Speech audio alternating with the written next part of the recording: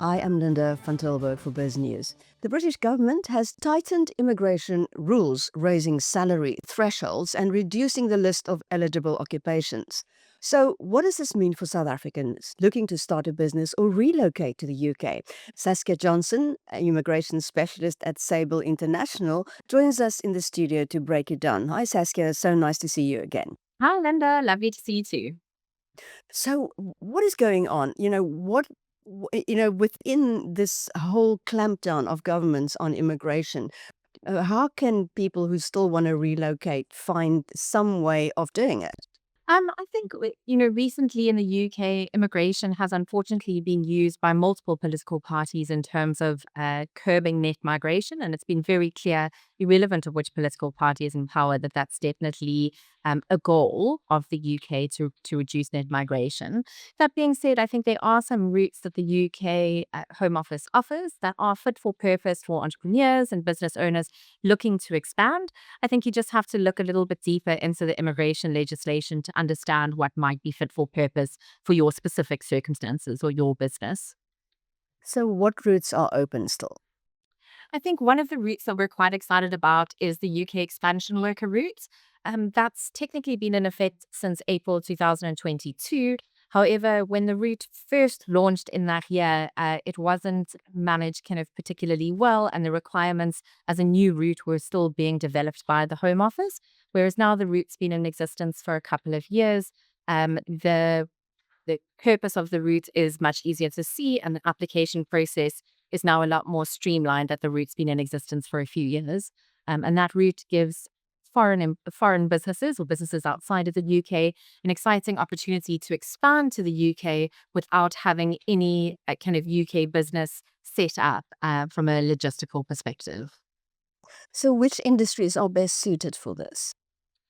So it is industry agnostic. So it doesn't have kind of specific industries that are able to use the routes. The requirements for the route really hinge on there being an overseas business that is a going concern, that is running, that is doing well in their foreign country. So for the purpose of biz news, primarily, I imagine South African businesses. So it would be an established South African business that is looking to expand their presence to the UK markets. Because of the skills shortage in the UK, the type of businesses that we've seen expanding have varied. So we've seen a fair amount of businesses in the engineering space, a fair amount in the tech space, and then a fair amount in the building and trades space, because there is still such a skill shortage in those areas within the UK market. So, if you apply for this UK expansion worker visa, what are you allowed to do?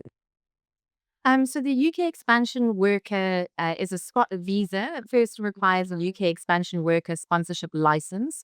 So that is in essence the Home Office doing their due diligence on the foreign entity and then making a decision that that entity is allowed to sponsor UK expansion workers.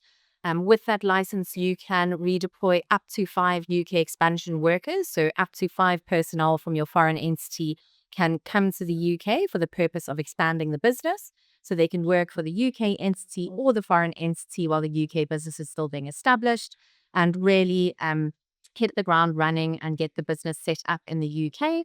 And once, presuming the business in the UK is doing well, after about 6 months, they can then go through the process, should they wish to, of upgrading that license to a full skilled working visa license that would then enable the UK business to redeploy more people from the foreign entity to the UK entity. So, what are the reasons businesses give you that they still want to immigrate to the UK or still want to move for a business to the UK?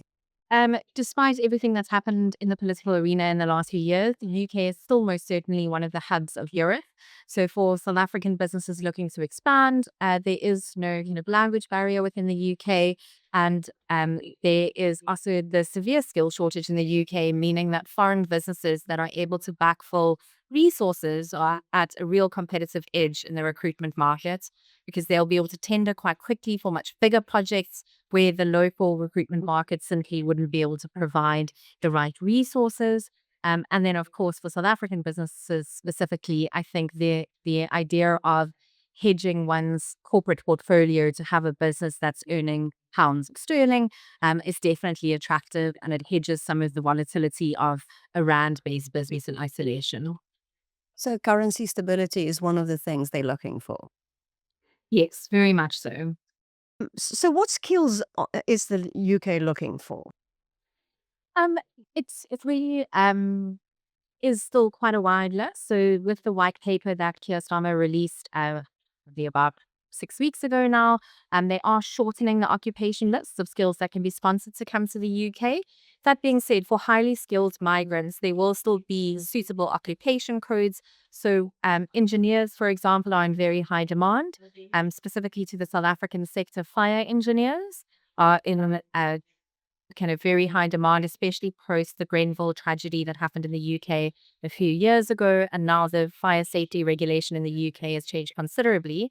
However, the South African fire engineers meet a lot of the UK requirements. So we are seeing a fair amount of those type of professions being redeployed to the UK.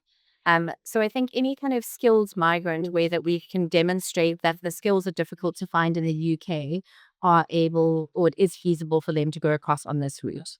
What should an entrepreneur do? How should they position themselves for this? I think the first thing to do is often a bit of market research, looking into the UK and kind of market and understanding if their business has an advantageous role to play within the current market. And once they've had a look at kind of the business plan and doing kind of a forecast for the first few years, then they can look at getting the UK expansion worker license and redeploying some staff.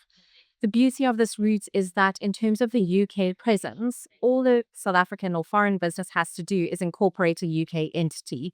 They don't have to have any other logistics in place for the route to be feasible.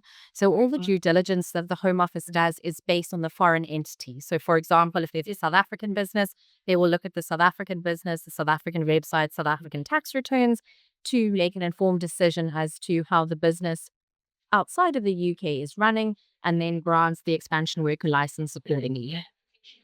So, what kind of strategies helped previous companies to succeed in this market expansion? I think the first thing is just having a look at the UK market and understanding if there is a role for their business to play. I think there are a lot of kind of very hungry South African entrepreneurs that have innovative products or services that may not already be in the UK market.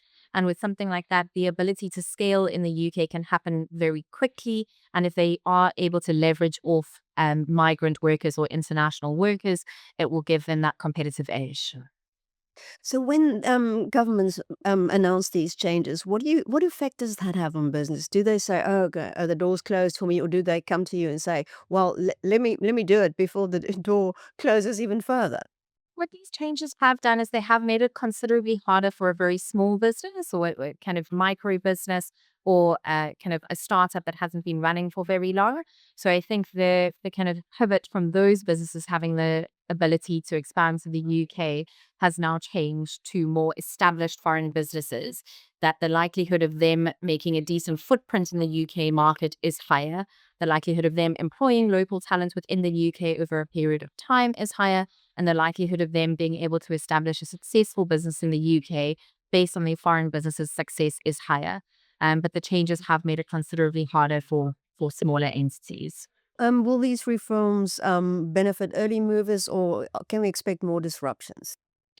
I think it's the goalposts keep moving in the immigration space at the moment. So, the white paper that was released is obviously still going to have to go through a consultation process before it gets passed into law. But I think we will definitely expect more immigration changes in the UK in the years to come.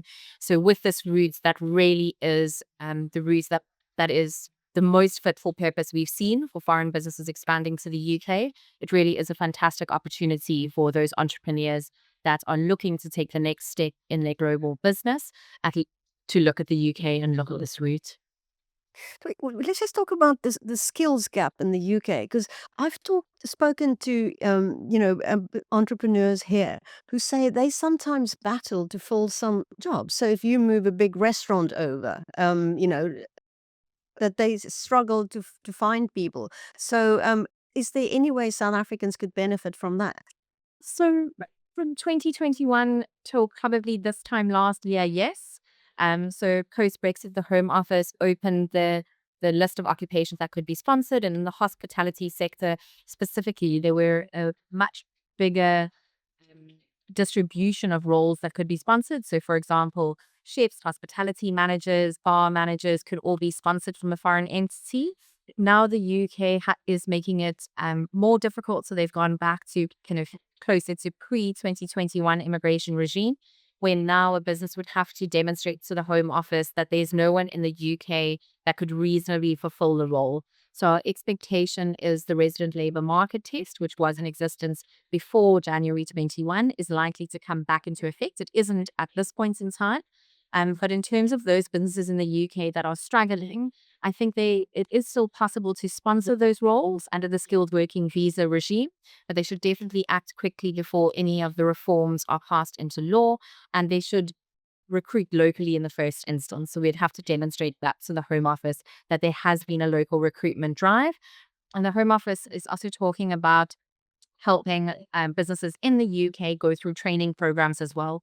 So, for example, it may be that in the years to come, if you sponsored 2 South African chefs to come run your South African business, then you may have to hire 1 local chef on a training program to demonstrate that you're trying to develop the local talents in addition to sponsoring migrant workers. That isn't law just yet, but we imagine that may come into effect in the future. So, what about care workers? There are many South African care workers in the UK. So, what's their position now? So that has definitely been a route that has been under severe scrutiny in the last year. Um, the reality is, I think that sector was drastically abused from 2021, probably until this time last year. So there were a lot of businesses that went through the process of sponsoring a care worker, but they weren't actually a business. So they were in breach of the UKVI immigration legislation. And as a result of those businesses that abused the system, there are a very high volume of displaced care workers that are in the UK currently. So what the Home Office is trying to do is they're trying to make businesses that can't find carers look within the local talent pool, even if they require sponsorship, but look from within the UK first to try get those carers that have now left their foreign country, come to the UK, and now they don't actually have a legitimate job or legitimate sponsorship. So we don't expect that the Home Office will U-turn on that. We don't foresee that they will kind of open that route in the same way that it's been open from 2021 to 2024. So, what's your top advice for entrepreneurs still thinking of moving to the UK?